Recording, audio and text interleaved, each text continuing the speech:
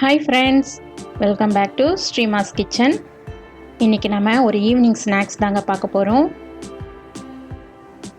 Meal maker 65 பார்க்க போகிறோம். இது ஈவினிங் டைமில் சாப்பிட ரொம்ப டேஸ்ட்டாக இருக்குங்க. இதை நம்ம எப்படி செய்யலாம்னு சொல்லிட்டு பார்க்கலாம். ரொம்ப ஈஸியாக அதே சமயத்தில் டேஸ்ட்டாகவும் நம்ம செஞ்சிடலாங்க.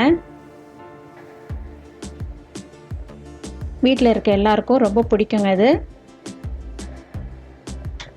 மீல் மேக்கரில் நிறைய ப்ரோட்டீன் சக்தி இருக்குது. நம்ம அதனால் இதை வாரத்தில் ஒரு 2 டைமு இந்த மாதிரி மெத்தடில் கூட குழந்தைங்களுக்கு செஞ்சு கொடுக்கலாம். கிறிஸ்பியாகவும் அதே சமயத்தில் ஜூஸியாக நல்லா டேஸ்ட்டாக இருக்குங்க.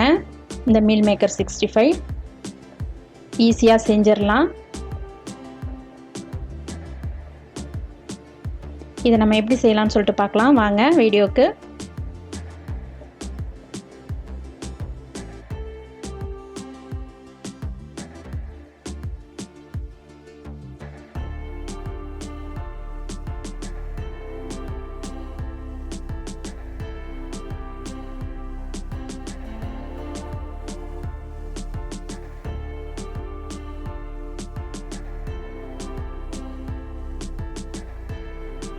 தேவையான பொருட்கள் பார்த்துக்கலாம். நான் 300 கிராம் அளவுக்கு மீல் மேக்கர் எடுத்து வார்ம் வாட்டரில் இந்த மாதிரி நல்லா ஸ்வீஸ் பண்ணி நம்ம வாஷ் பண்ணி எடுத்து வச்சுக்கலாம்.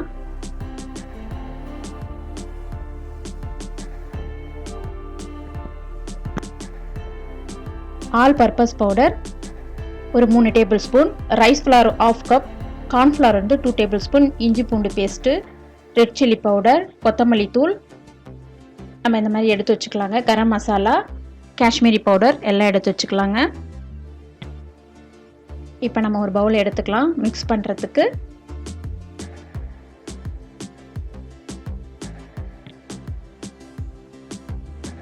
ஃபஸ்ட்டு நம்ம மீல் மேக்கரை ஆட் பண்ணிக்கலாம்.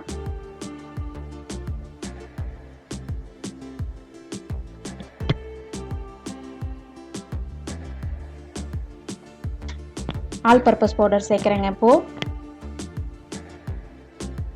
அடுத்ததாக அரிசி மாவு சேர்த்துக்கலாம்.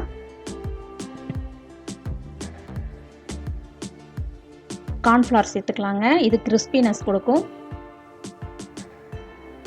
கொத்தமல்லி பவுடர், இது உங்களுடைய காரத்துக்கு தகுந்த மாதிரி சில்லி பவுடர் சேர்த்துக்கோங்க. இஞ்சி பூண்டு பேஸ்ட்டு சேர்த்துக்கலாம்.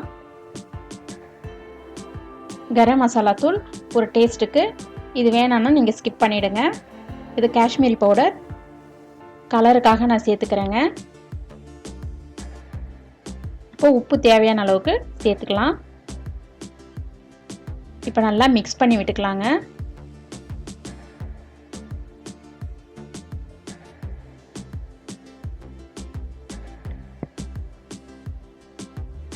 அந்த மசாலாக்கள் எல்லாம் நமக்கு அந்த மீல் மேக்கரில் நல்லா கோட்டாய் வலிக்கிறோம் நம்ம மிக்ஸ் பண்ணிக்கணுங்க.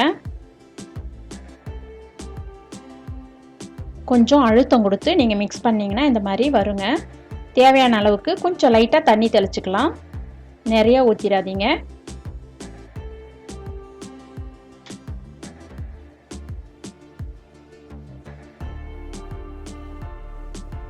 இல்லைன்னா சூடான எண்ணெயை 1 டேபிள் ஸ்பூன் நம்ம சேர்த்துக்கலாம், ஈஸியாக இருக்கும். நல்லா அழுத்தம் கொடுத்து மிக்ஸ் பண்ணி விட்டுக்கோங்க. நல்லா கோட்டாக இருக்குதுங்க. இப்போ ஒரு அரை மணி நேரத்துக்கு அப்படியே வச்சிடலாம். நான் எண்ணெய் கடலை எண்ணெய் தாங்க வச்சுருக்கேன். நல்லா சூடாயிடுச்சு, நம்ம ஒன்று ஒன்றா போட்டு எடுத்துக்கலாங்க. அப்போது மீல் மேக்கர் சீக்கிரமாக நமக்கு வெந்து வந்துடும். ரொம்ப ஓவராக குக் பண்ண தேவையில்லை. குக் பண்ணால் நமக்கு ரொம்ப ட்ரை ஆகி சாப்பிட்றதுக்கு நல்லா இருக்காது. அதனால் நம்ம ஒரு மீடியம் ஃப்ளேமில் வச்சுக்கிட்டிங்கன்னா உங்களுக்கு ஈஸியாக ஒரு 2 மினிட்ஸ்லேயே நமக்கு குக் ஆகி கிடைக்குங்க.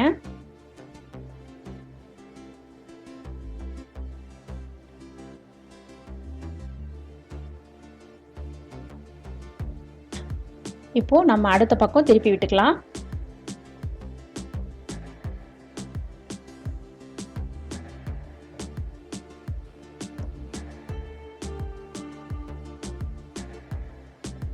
நல்லா கோல்டன் ப்ரௌனாக நமக்கு கிடைக்குங்க. கோல்டன் ப்ரௌனாக வர வரைக்கும் நம்ம கொஞ்சம் வெயிட் பண்ணலாம். மீடியம் ஃப்ளேமில் வச்சுக்கிட்டிங்கன்னா உங்களுக்கு ஈஸியாக இருக்கும். எண்ணெய் ஃபஸ்ட்டே நல்லா சுட வச்சுக்கிட்டிங்கன்னா உங்களுக்கு ஈஸியாக இருக்குங்க. இப்போது திருப்பி விட்டுக்கலாங்க.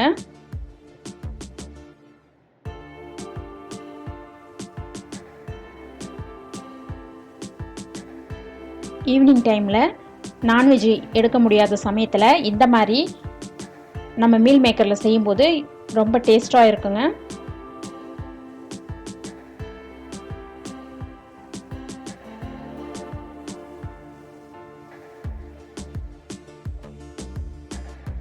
இப்போ கோல்டன் ப்ரௌனாக மாறிடுச்சு. நாம் எடுத்துடலாங்க.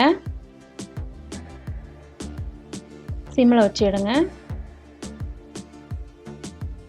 நம்ம சேர்த்த அளவுகள் எல்லாமே கரெக்டாக இருக்குங்க. அதனால தான் எண்ணெய் கொஞ்சம் கூட குடிக்காமல் நமக்கு வந்திருக்கு. ஒரு அளவு மீறினாலும் நமக்கு சரியாக வராதுங்க. இப்போ கரெக்டாக வந்திருக்குதுங்க. நம்ம வேறு ஒரு பிளேட்டுக்கு ட்ரான்ஸ்ஃபர் பண்ணிக்கலாம். நல்லா கலர்ஃபுல்லாக இருக்குது பாருங்கள். ரொம்ப டேஸ்ட்டாகவும் ஜூஸியாகவும் இருக்கும். இப்போ நம்ம அடுத்த பேட்ச் போட்டுக்கலாம்.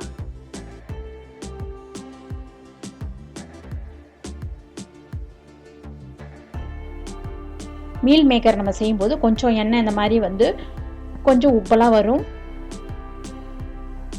கொஞ்சம் நுரை அதிகமாக வருங்க. கொஞ்சம் மீடியம் ஃப்ளேமில் வச்சுக்கிட்டிங்கன்னா கொஞ்சம் கொஞ்சமாக உங்களுக்கு அது வந்து சரியாக கிடைக்கும்.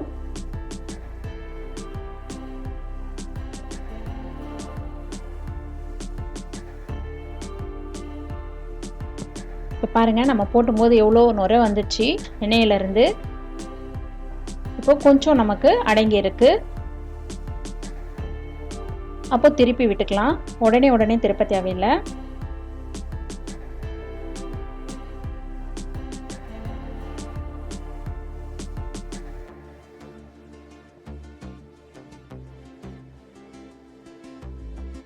இப்போ திருப்பிக்கலாங்க. எல்லா பக்கமும் திருப்பி விட்டுக்கலாம். ஒரு அரை மணி நேரம் நீங்கள் ஊற வச்சிங்கன்னா எல்லாமே டேஸ்ட் ரொம்ப நல்லா டிஃப்ரெண்ட்டாக இருக்கும். அந்த மசாலாக்கள்லாம் அதுக்குள்ளே இறங்கி நமக்கு நல்லா அதனுடைய சுவையை நமக்கு எடுத்து தருங்க.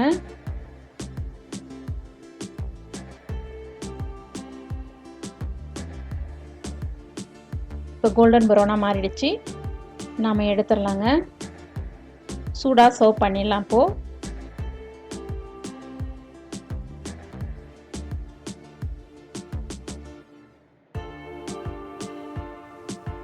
கூடவே கொஞ்சம் கருவேப்பிலையை நம்ம பொரிச்சு இதில் ஆட் பண்ணிக்கலாங்க. இந்த 65 சாதத்துக்கு நல்லா இருக்குங்க. ஈவினிங் ஸ்நாக்ஸுக்கு சாப்பிட்லாம். பிரியாணிக்கு ரொம்ப நல்லா ஆப்டாக இருக்கும். ஈஸியாகவும் செஞ்சிடலாங்க. நீங்கள் செஞ்சு பார்த்து உங்கள் கமெண்டை நம்ம சேனலுக்கு சொல்லுங்கள்.